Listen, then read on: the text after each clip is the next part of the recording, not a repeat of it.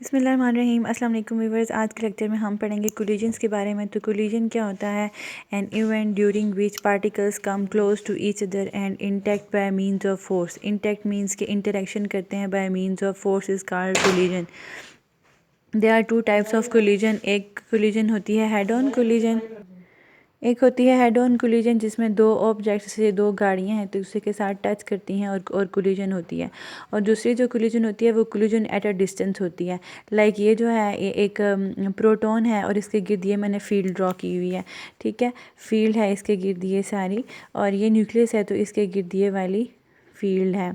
Okay तो इसकी fields आपस में इंटरेक्ट करती हैं। अब ये दोनों हेड ऑन कोलिजन नहीं करते, मतलब इसके करीब आके इन टच कोलिजन नहीं करते, बल्कि कोलिजन एट अ डिस्टेंस करते हैं, इंटरेक्शन करते हैं एक दूसरे के साथ थ्रू देयर फील्ड।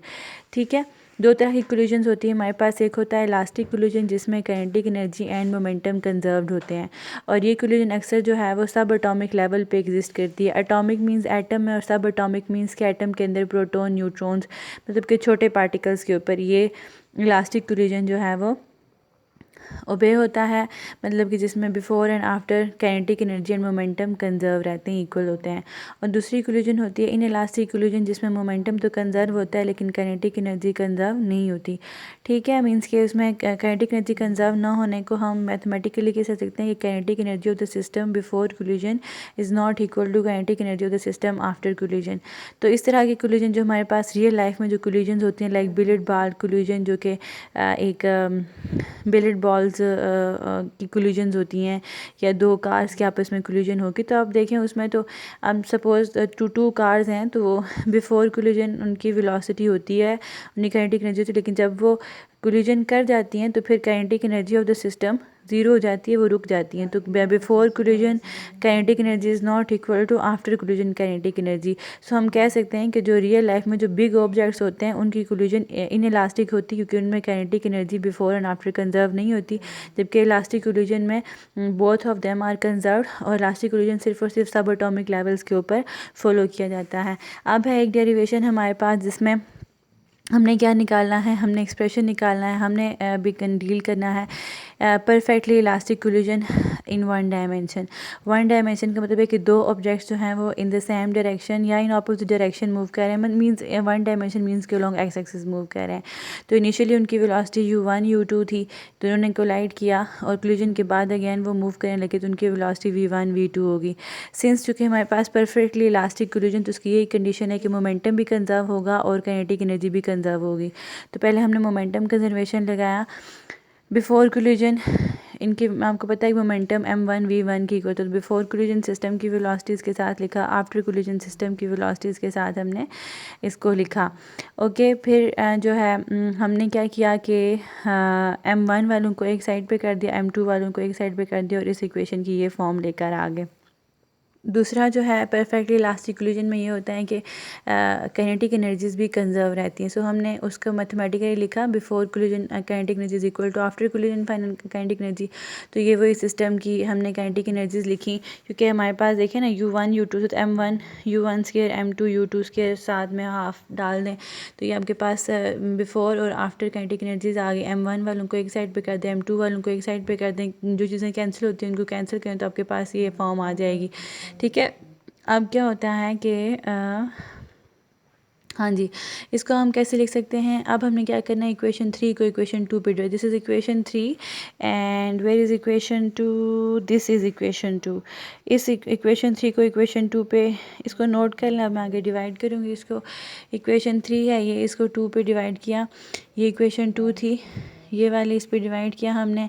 अच्छा, अब ये जो है ना u1 स्केयर v1 स्केयर, तो ये फार्मूला है एक्चुअली ना।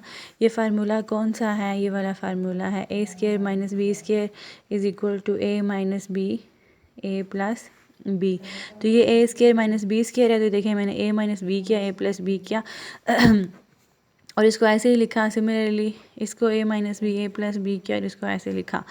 फिर जो चीज़ें कैंसिल आउट होती हैं उन्हें कैंसिल आउट करें और आपके पास जो है वो ये फॉर्म आ जाएगी। यहाँ से आप यूज़ को एक साइड पे कर लें, वीज़ को एक साइड पे कर लें, तो ये इस तरह से मैंने इक्वेशन लिखी है।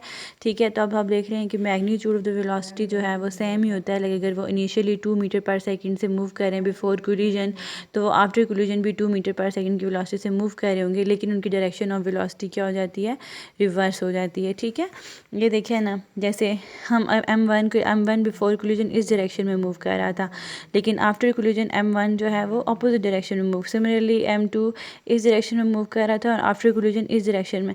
मतलब वेलोसिटी का मैग्नीट्यूड तो सेम है, लेकिन वेलोसिटी की डायरेक्शन क्या हो चुकी है, रिवर्स हो चुकी है। और इस रिवर्स साइन को जो है वो यहाँ पे माइनस साइन से शो किया गया है। तो ये बातें होगी। अच्छा जी, मैं ये जो u है, this is the velocity of approach, मतलब एक दूसरे को क्या कर रहे थे, ये ऑब्जेक्ट्स अप्रोच कर रहे थे। और v's जो है, this is the velocity of recession, मतलब कि अब ये दो ऑब्जेक्ट्स एक दूसरे से दूर जा रहे हैं। Velocity relative velocity of relative को क्यों रखा है, क्योंकि जब भी हमारे पास दो आ जाते हैं ना ऑब्जेक्ट्स, तो उनकी वेलोसिटीज़ को हम रिलेटिव, अगर एक हो तो हम एब्सोल्यूट वेलोसिटी लेते हैं, लेकिन अगर दो ऑब्जेक्ट्स की वेलोसिटीज़ के साथ हम डील करें तो ये रिलेटिव वेलोसिटी हो जाती है। So relative velocity of recession का जस्ट मतलब ये है कि दो ऑब्जेक्ट आप जैसे से दूर जा रहे हैं, यहाँ पे उसे करीब आ रहे होते हैं। ठीक है जी, तो अब हमने निकालना है वेलोसिटी ऑफ द ऑब्जेक्ट का फार्मूला आफ्टर कोलिजन, मींस कि हमने v1 और v2 की वैल्यूज़ निकालनी है। तो उसके लिए हम यहाँ से जो है वो v2 की वैल्यू निकालें। थोड़ा सा मैथमेटिक्स है, इसको आप अरेंज करें। इस इक्वेशन को आप अरेंज करेंगी, यहाँ से v2 की वैल्यू निकालेंगी तो ये इक्वेशन इस तरह से आ जाएगी। अब ये जो v2 की वैल्यू, इसको आप इक्वेशन 1 में पुट करें। Where is equation 1, there is equation 1, मतलब कि ये आपने सारा ऐसे ही लिखना है, ये भी ऐसे, जस्ट यहाँ पे v2 की जगह वैल्यू पुट करनी है, ये वाली। देखिए, ये मैंने सारी इक्वेशन ऐसे ही लिखी, v2 की जगह वैल्यू पुट की, इसको सॉल्व किया। अब हमने यूज़ को एक साइड पे कर लिया, ठीक है, और ये जो u2 है इसका m2 u2 इक्वेशन के साइड, तो 2m2 u2 हो जाएगा। v's को आप एक साइड पे कर लें, या थोड़ा सा मैथमेटिक्स करें खुद से, तो यहाँ से जो है वो v1 यहाँ से कॉमन आ जाएगा, निकालें, यहाँ पे डिवाइड करें तो यहाँ पे आपको v1 की वैल्यू मिल जाएगी। अब हमने v2 की वैल्यू निकालनी है, तो v2, ये जो v1 की वैल्यू है ना, इसको आप पुट करें यहाँ पे, सॉरी v2 की वैल्यू भी हमने निकाली है, नहीं v1 की वैल्यू निकाली है।